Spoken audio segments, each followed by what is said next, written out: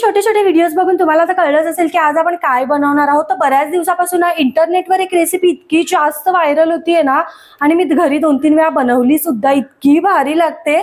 पण मग म्हटलं आज तुमच्यासोबत ही रेसिपी शेअर करावी.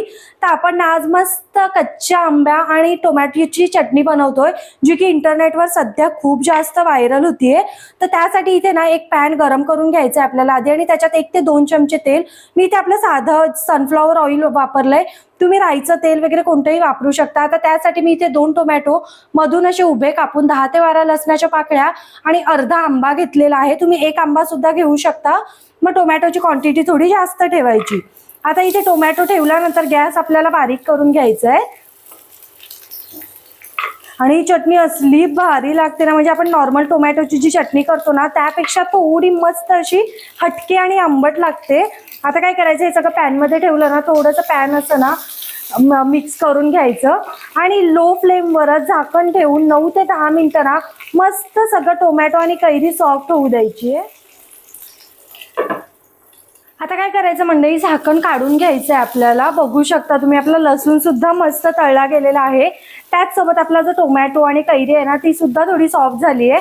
आता ट्विस्ट करायचं आणि गॅस बारीकच ठेवायचा, नाहीतर सगळे जिन्नस करपले जातात. हे बघा, मस्त असं ट्विस्ट करून दुसऱ्या बाजूने सुद्धा सॉफ्ट होऊ द्यायचं आहे.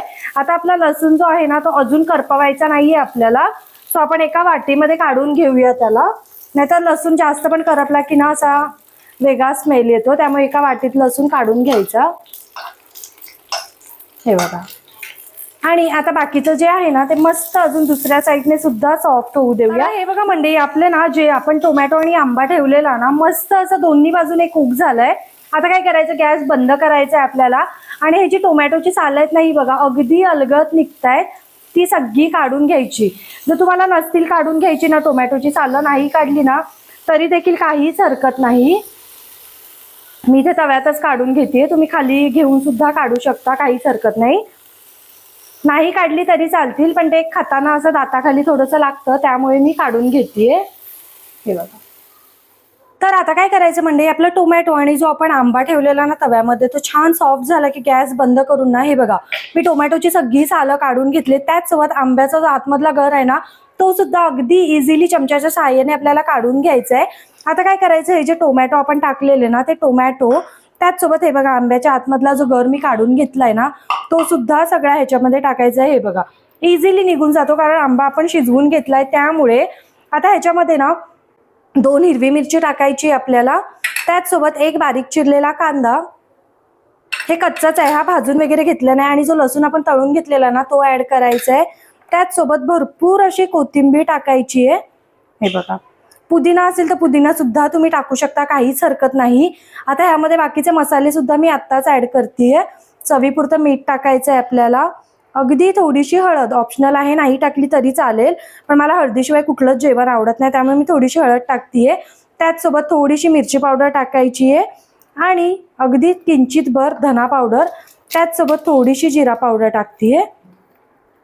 हे बघा, आणि आता आपला टोमॅटो आणि आंबा सुद्धा दोन्ही पण आंबट असल्यामुळे ना मी इथे अगदी थोडीशी साखर टाकतेय. हे बघा, तुम्ही गूळ किंवा गुळाची पावडर काहीही टाकू शकता, थोडं टेस्ट ना बॅलन्स होते.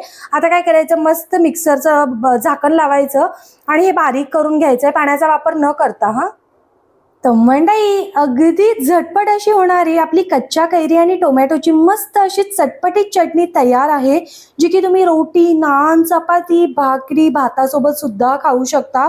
आणि दिसायला जितकी भारी दिसते ना तितकीच खायला सुंदर लागते राव. आणि ही चटणी ना खरंच तुम्ही एकदा बनवून बघा, खूप छान लागते, त्यामुळे इतकी व्हायरल झाली आहे. तर तुम्ही एकदा नक्की बनवून बघा, आणि व्हिडिओ आवडला तर 1 लाईक करा, चॅनलला सबस्क्राईब करा. भेटत राहीन अशाच नवनवीन व्हिडिओ सोबत. टिल देन बाय गाईज, खात राहा, मजेत राहा.